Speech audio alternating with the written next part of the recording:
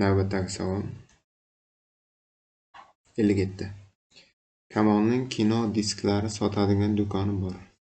Yaqinda yangi kino taqdimoti bo'ladi va ushbu kinoning diskiga talab kuchli bo'lishi kutilmoqda. Kamol ishonadiki, u kamida 300 ta yangi film diskini sota oladi. Lekin uning do'konda faqatgina 50 ta disk uchun joy bor. Demak, do'konga 50 ta diskni joylashtirib sotishi mumkin. Unga qo'shimcha disk, demak, maksimalni aytilyapti, u ishonadiki deyapti.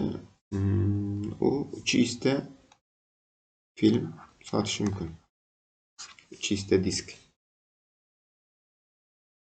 Lekin uning do'konda faqatgina 50 ta disk uchun joy bor. Unga qo'shimcha disk qo'yish joyi sotib olishga ikkita tanlov bor.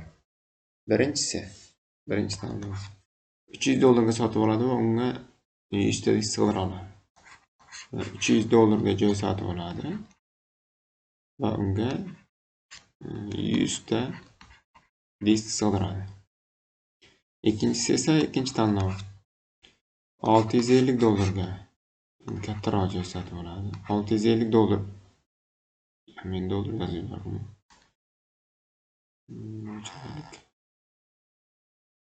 Hop, $650 ga joy sotib oladi va unga 150 ta disk sig'adi.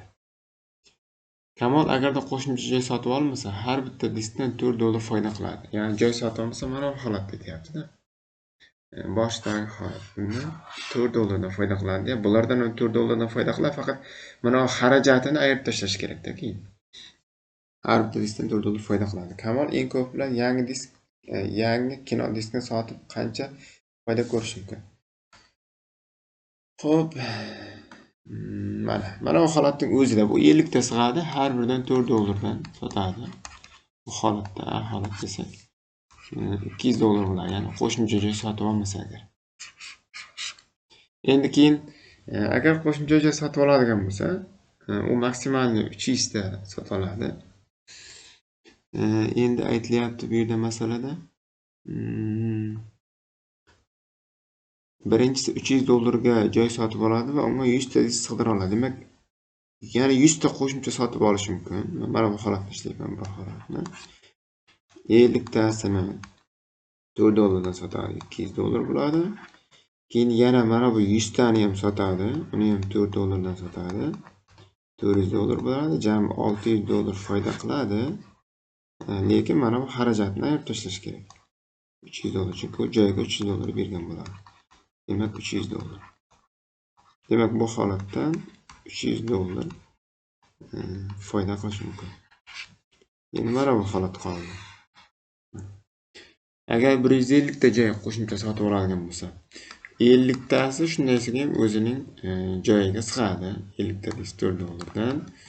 Yana 150 ta joy sotib oldi, uni ham $4 dan sotadi. Qani qancha pul tushishini hisoblaylik. Bu degani 200 joyda ko'paytiramiz, $8 qo'lga pul tushadi. Lekin uni xarajatga ham berish kerak, qo'shimcha joy sotib olganligi uchun. $8 dan joyning pulini ayirib tashlaydi. 650 ta beradi. Xo'p, ayiradigan bo'lsak, $150 qiladi. Demak, bundan $150 foyda qiladi. Demak, bundan yaxshi foyda bo'lmas ekan, chunki katta joy sotib oldi, u katta joyning puli qimmat bo'lib ketdi, shuning uchun bundan boshqalarga qaraganda foyda kam bo'ldi. Bizdan Kamol eng ko'p bilan yangi kino diskini sotib qancha foyda ko'rish mumkin deyildi. Eng ko'pida foydali $200, $300, $150 bo'lishi. Eng ko'pida $300. Ya'ni to'g'ri javobda. 57-savol to'g'ri javobda.